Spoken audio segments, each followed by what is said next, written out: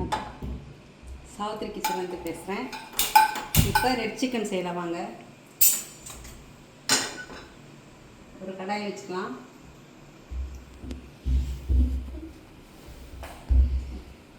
கொஞ்சம் ஆயில் ஊற்றிக்கலாம். இப்போ நான் 1/4 கிலோ சிக்கன் எடுத்திருக்கேன். அதுக்கு தகுந்த அளவு எண்ணெய் ஊற்றுக்குங்க போதும்.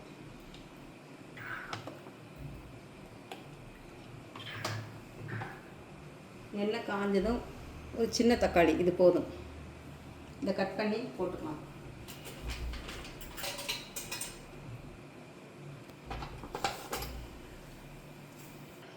இப்போ இந்த தக்காளி போட்டுக்கலாங்க. நல்லா அரைச்சிடலாம்.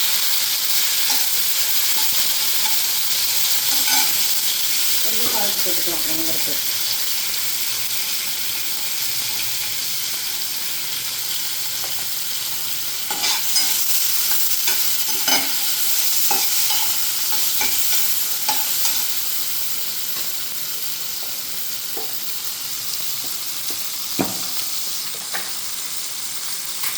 இஞ்சி பூண்டு பேஸ்ட்டு 1/2 ஸ்பூன் மட்டும் போட்டுக்கோங்க போதும்.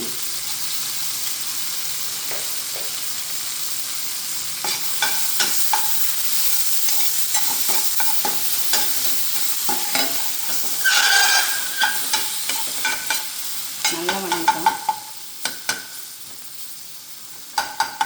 இப்போ நல்லா தக்காளி வணங்கிடுச்சு. இப்போ வரமிளகாத்தூள் போட்டுக்கலாம். காரத்துக்கு தகுந்த வரமிளகாத்தூள் போட்டுங்க.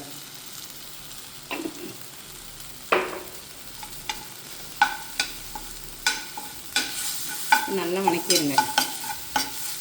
இப்போ கழுவி வச்ச சிக்கனை அதில் போட்டுருங்க.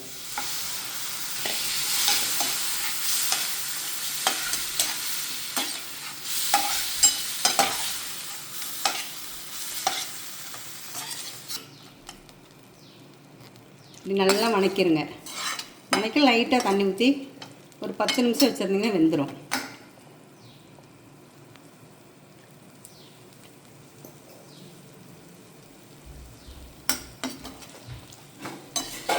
பார்த்தீங்களா, கலர்ஃபுல்லாக இருக்குது. இப்போ கொஞ்சம் தண்ணி ஊற்றி வேக வச்சுருங்க. இந்த சிக்கன் சாப்பிட்டிங்கன்னா மறுபடியும் செஞ்சு சாப்பிடணும்னு தோணும் உங்களுக்கு. இப்போ மூடி வச்சிடலாம். இப்போ பாருங்கள், நல்லா வெந்துருச்சு சிக்கன்.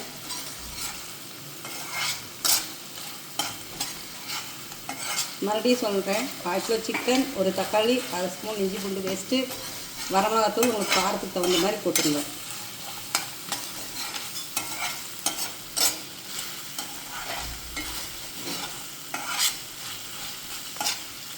இப்போ லாஸ்ட்டாக வந்து பெப்பர் பொடி போடணும்.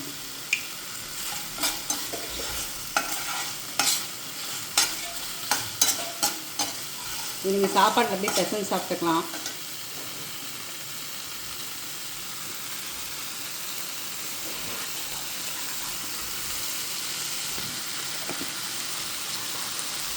சப்பாத்தி, தோசைக்கு எல்லாமே சாப்பிடலாம். நல்லாயிருக்கும். செஞ்சு பாருங்கள்.